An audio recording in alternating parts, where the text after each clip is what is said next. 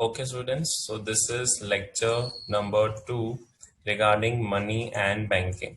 In last lecture, we have completed one of the functions. We have started with the central bank functions and हमने खत्म कर लिया था till lender of last resort. Let us move on to the next topic related to this. See, अब जो next function है वो है clearing house function. Okay, just now understand clearing house is function is related with what.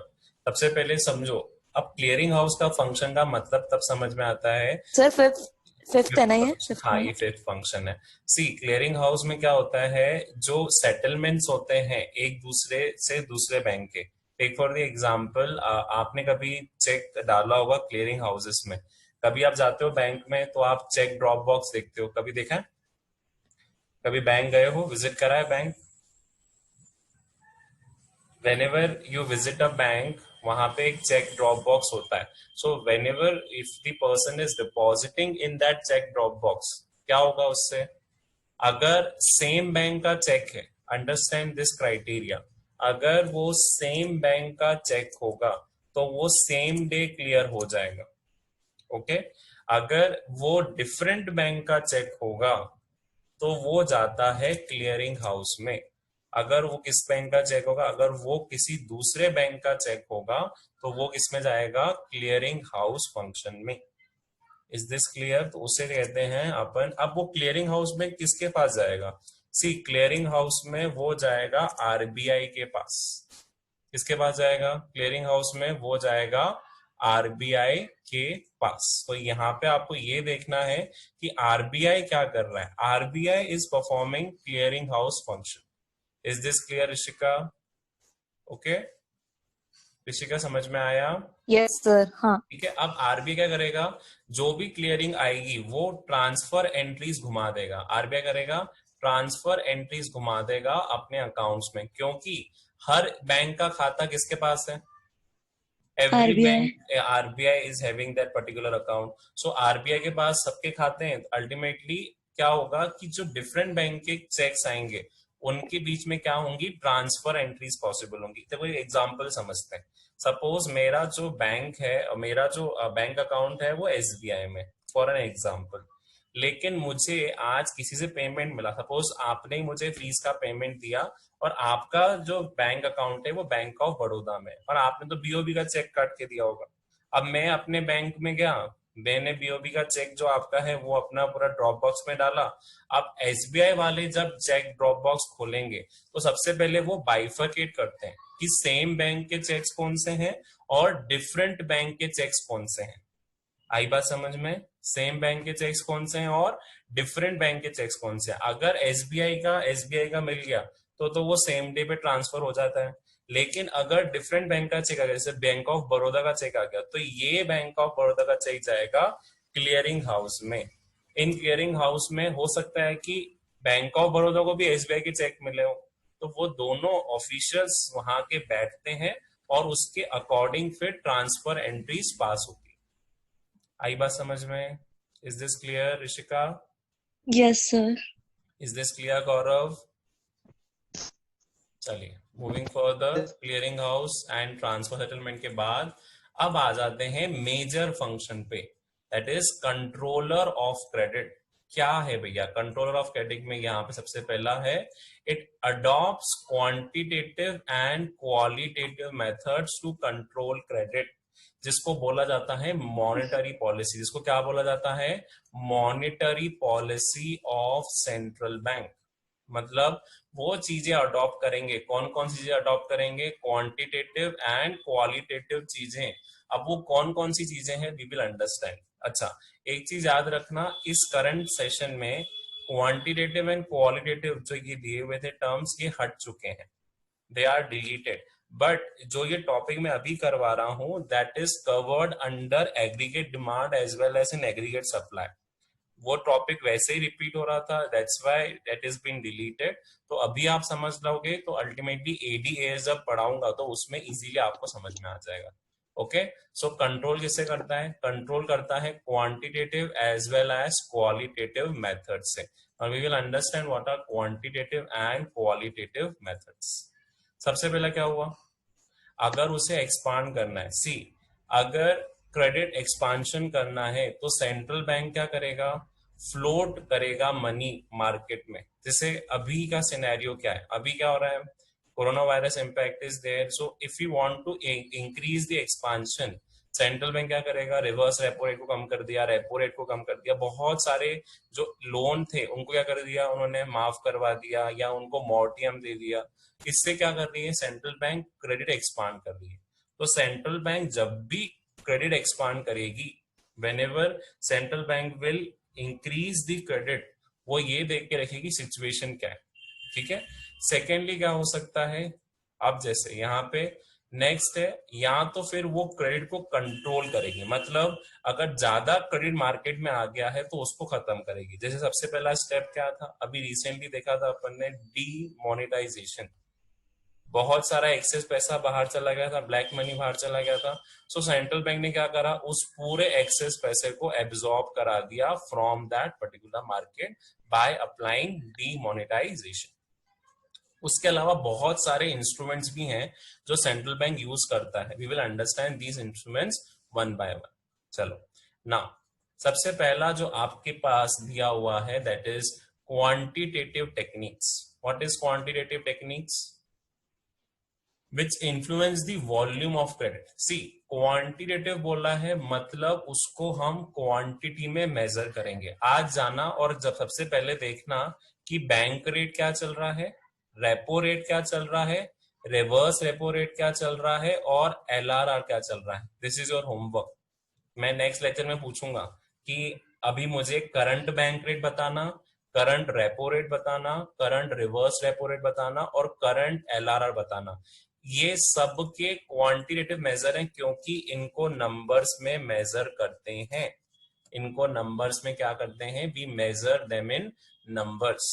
उसके बाद quantitative, qualitative जो होगा ना बेटा, this is quantitative and this is qualitative, that is one correction, this is qualitative. Okay, वो quantitative थे और ये जो है these are qualitative.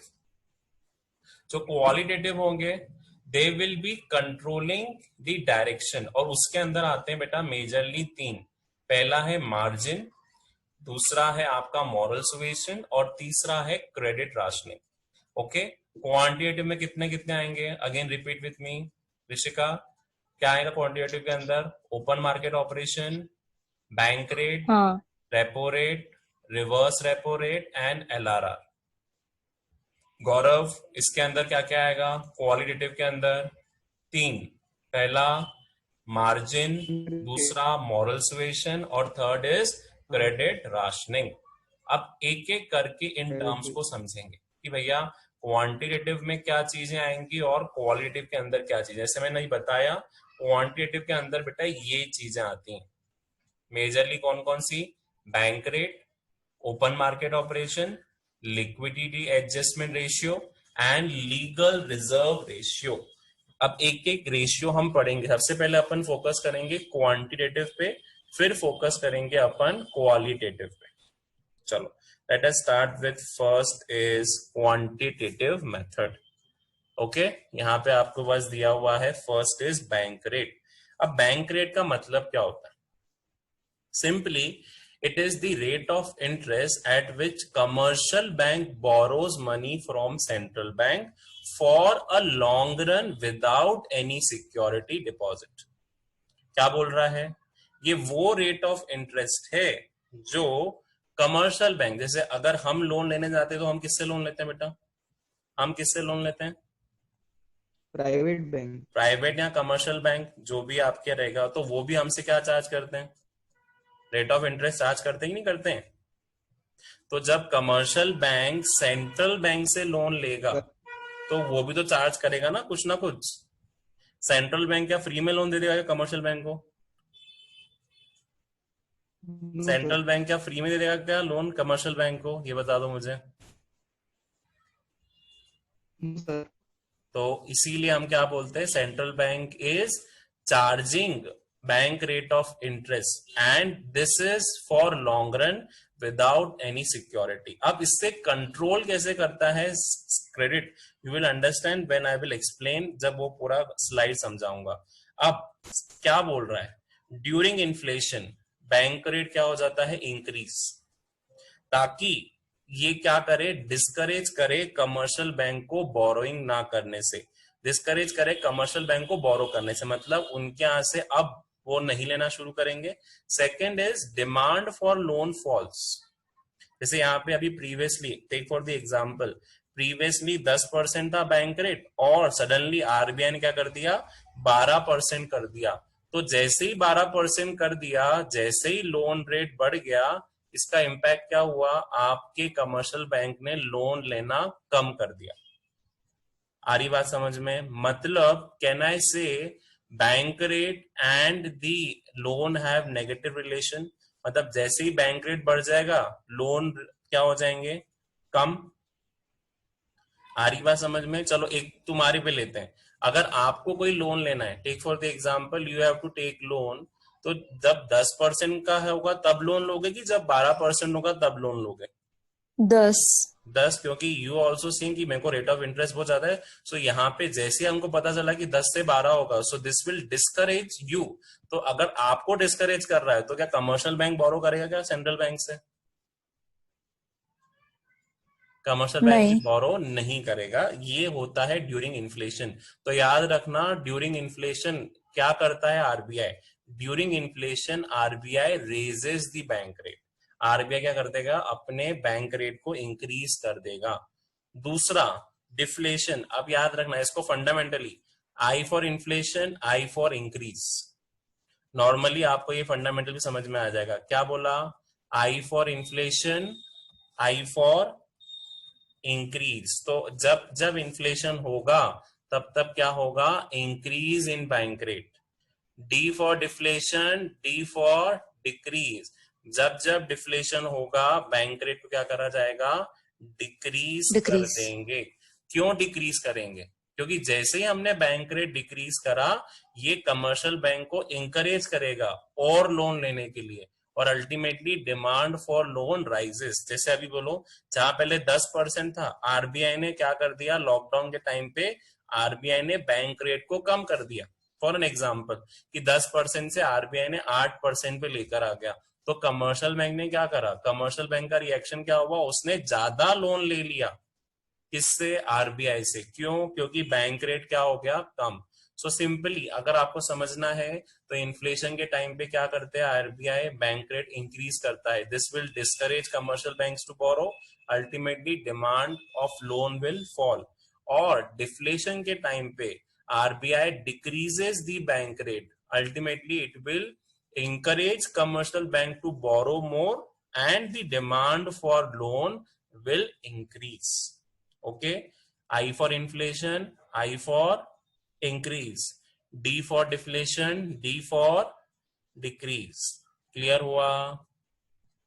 Yes, sir. चलो moving further, after bank rate is liquidity adjustment, after bank rate is liquidity adjustment ratio. अब बेटा इसके अंदर रेपो रेट भी आएगा, रिवर्स रेपो रेट भी आएगा, यू विल अंडरस्टैंड। अब सबसे पहले क्या बोला है, it is the rate of interest at which central bank lends to commercial bank for short term. अभी याद रखना, एक अपने पढ़ा बैंक रेट, बैंक रेट में क्या हुआ था, उसमें भी लैंड हो रहा था, पर वो लॉन्ग रन था कि शॉर्ट रन था, tell me that. Bank rate पढ़ा था अभी, इसके पहले मैंने एक स्लाइड पढ़ाई थी जिसने बताया था दैट इज ऑफरिंग, हाँ, तो वो लॉन्ग रन था। और वो विद सिक्योरिटी था कि विदाउट सिक्योरिटी था, विदाउट सिक्योरिटी। वो विदाउट सिक्योरिटी था। लेकिन याद रखना इस केस में विद सिक्योरिटी भी है और फॉर शॉर्ट रन है। तो रेपो रेट की डेफिनेशन अगर आपको पूछी जाए तो सिंपली बोली जाए, ये है तो बैंक रेट जैसा ही, लेकिन इसका डिफरेंस ये है कि this is for a shorter period of time and it is with security. क्या बोला, इट इज द रेट, ये बैंक रेट से डिफरेंट है, बैंक रेट जैसा नहीं है, it is different from the bank rate. And it is saying what, it is that rate of interest at which central bank lends money to commercial bank for a shorter period of time for some security. अब reverse repo क्या है? देखो, जब central bank commercial bank को दे रहा है तो repo लगाएगा। अब मैंने उस दिन बताया था कि कल ही बताया था कि अगर हमारे पास एक्सेस पैसा है तो हम बैंक में जमा करेंगे, लेकिन अगर बैंक के पास एक्सेस पैसा होगा तो वो कहाँ जमा करेगा?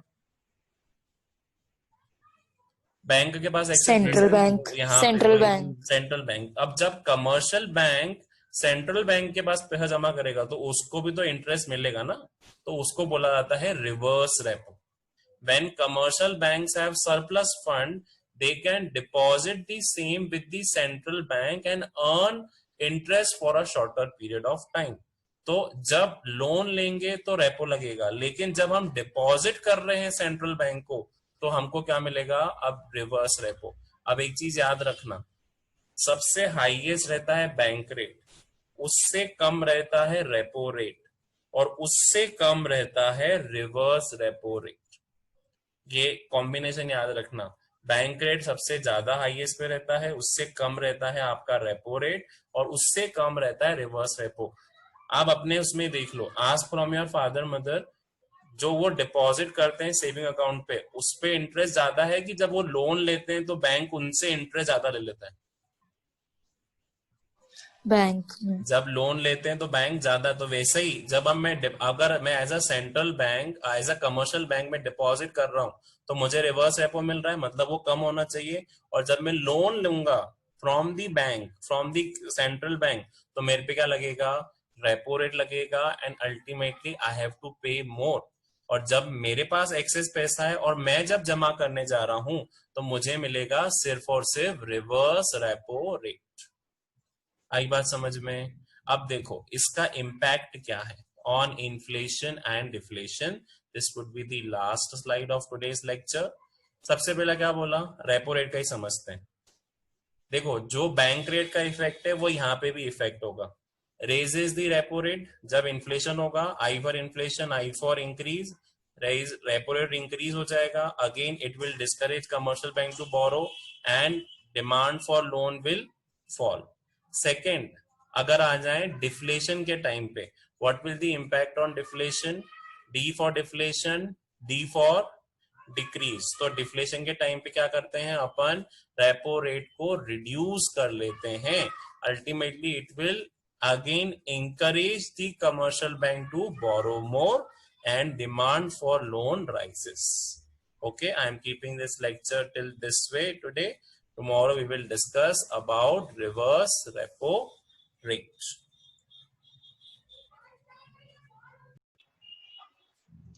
Thank you, listeners, for listening to today's lecture.